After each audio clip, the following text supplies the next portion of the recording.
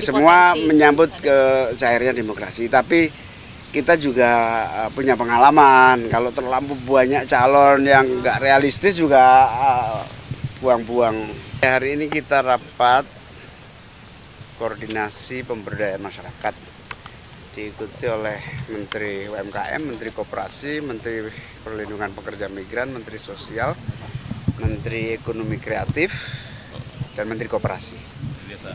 Kemudian Menteri Desa. Berbagai agenda pemberdayaan dimulai dari keinginan agar graduasi masyarakat miskin, mulai dari miskin ekstrim, miskin menjadi berdaya mandiri. Dari sana ada banyak isu-isu yang harus ditangani cepat.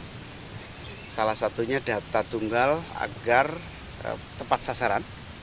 Yang kedua, meningkatkan kapasitas usaha kecil menengah dan koperasi dengan memberi kapasitas kemampuan, kemudian bahan baku, holding antar UMKM akan kita lakukan agar usaha besar bersinergi kolaborasi dengan UMKM.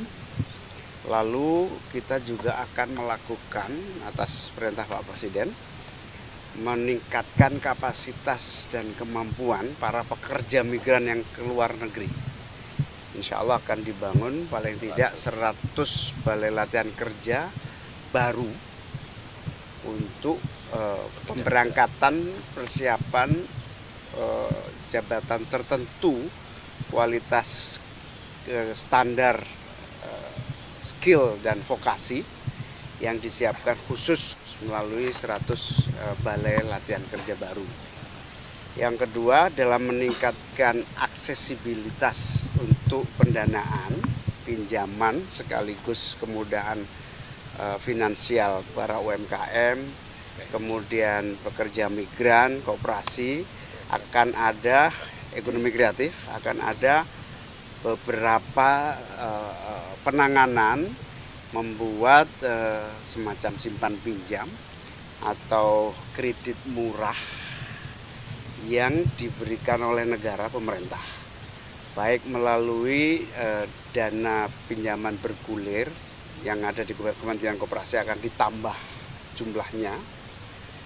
Kemudian akan dibuat program khusus pinjaman untuk pekerja ke luar negeri. Buruh migran ini, pekerja migran Indonesia yang mau ke luar negeri membutuhkan uang untuk pelatihan, uang untuk cost structure, biaya tiket, keberangkatan, pelatihan, kemudian dokumen. Itu kita berikan pinjaman dengan bunga yang sangat rendah. Ini akan diinisiasi untuk membuat model simpan pinjam dengan bunga yang sangat rendah.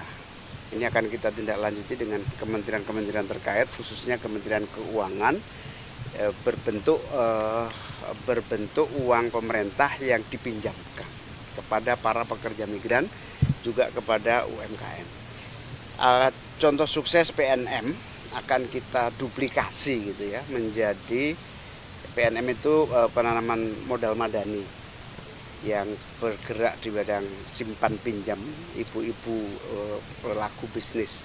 Nah, ini akan diduplikasi untuk pekerja migran, duplikasi untuk UMKM, duplikasi untuk koperasi. Berikutnya optimalisasi bantuan sosial melalui Kementerian Sosial juga dilakukan berbagai pembenahan, termasuk kepada para kaum miskin yang layak mendapatkan bantuan boleh diusulkan dan boleh disanggah, yang sudah tidak miskin tapi masih mendapatkan bantuan boleh disanggah melalui Kementerian Sosial. Atau yang belum mendapatkan bantuan silahkan disanggah, silahkan diusulkan. Pokoknya gini, tidak ada satupun orang miskin di Republik ini yang tidak mendapatkan bantuan. Itu yang paling akan kita lakukan dalam waktu cepat. Kita juga akan membuat acara bersama Bapak Presiden melalui Menteri UMKM, yaitu pemberian pembebasan utang penghapusan piutang sejumlah tahap awal ini 67.000 penghapusan piutang yang akan dilaksanakan langsung oleh Presiden dalam waktu dekat. Saya kira itu poin-poin hasilnya.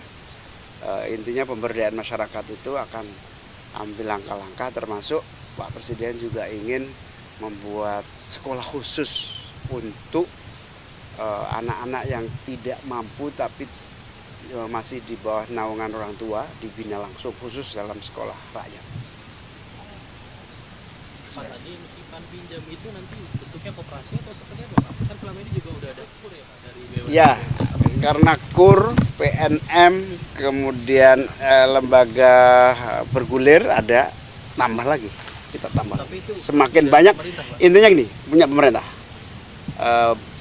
Intinya kita ingin menambah akses permodalan dengan bunga rendah. Persiapannya berapa banyak Pak? Berapa triliun mungkin Pak untuk?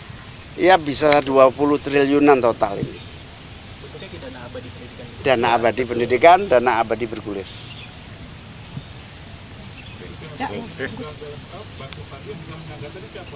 Tetangga kalau ada tahu orang sudah mampu tapi masih dapat, silahkan menyanggah. Melihat tetangga ini udah kaya kok masih dapat, ya, silahkan. Ada aplikasi khusus dari Kemensos online.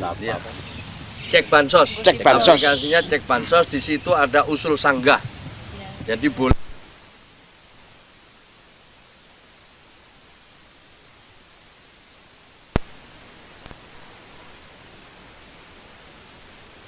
Ya, itu apa aplikasinya namanya? Cek bansos. Cek bansos. Yang belum menyangka siapa Gus? Ya tetangga yang usul. Masyarakat. Publik.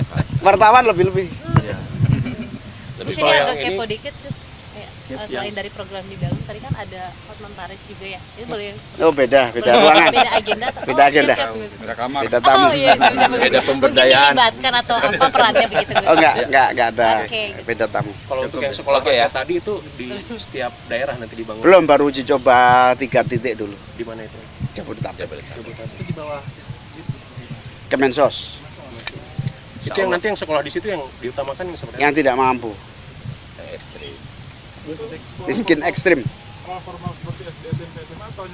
Sebetulnya diutamakan boardingnya ya yang paling penting itu, sehingga gizinya tertangani. dan itu bebas biaya. Iya, kita uji coba. Terus kenapa di sejauh ini kan Yang paling banyak orang ya, sejauh ini kan juga insentif yang diberikan pemerintah kan cukup jangka panjang ya. Sedangkan kemarin inflasi kita di 2024 itu paling rendah sama sejarah 1,57%. Kalau dari pemerintah insentif yang untuk jangka cepatnya untuk menyelesaikannya ada nggak gitu? Menteri Keuangan itu yang tahu detailnya. Gus, soal politik dong, kemarin kan ada putusan MK yang menghapus 20% threshold untuk pemilu ya. Nah itu kan PKB berarti bisa mengajukan sendiri nih Gus untuk Pilpres 2019. Dengan nggak ada syarat itu lagi. Saya belum tahu, saya tidak dikasih tahu, dan saya juga bertanya-tanya kenapa saya tidak diberitahu. Padahal saya juga ingin tahu. Tapi kan PKB kan paling pragmatis nih untuk memanaskan mesin. Ya kalau keputusan MK, siapapun harus tunduk. Problemnya adalah ada satu bab di situ dari keputusan itu mengembalikan kepada pembuat undang-undang. Nanti ya tergantung fraksi-fraksi di DPR.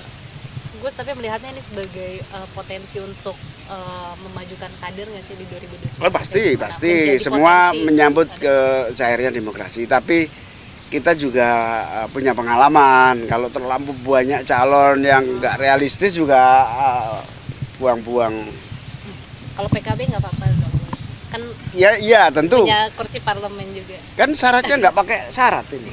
Semua partai besar juga di DPR gitu, berarti membaca ini sebagai potensi untuk memajukan kader sendiri begitu. Ya, pasti semua menyambut. Tapi kan keputusan MK memang bersifat mengikat final and binding. Jadi PKB sendiri happy gitu ya Gus kalau dengan keputusan MK ini? Iya, semua keputusan MK nggak ada yang nggak happy. Kalau nggak happy gimana keputusan penting? Berarti Gus bisa maju nih Gus untuk Pilpres 2019. Kemarin juga bisa maju. Tergantung dulu. Kemarin juga maju. Gitu loh Gus. Nanti maju ya belum tahu, masih panjang. Trauma enggak itu? Trauma kalah. Oke ya, cukup. Belum tahu ngerasain tak kalah sih. Cukup. Kan jadi cawapres, sekarang bisa jadi capres besok Gus. Apa? Bisa jadi capres. Iya. Wah, masih panjang, masih lama.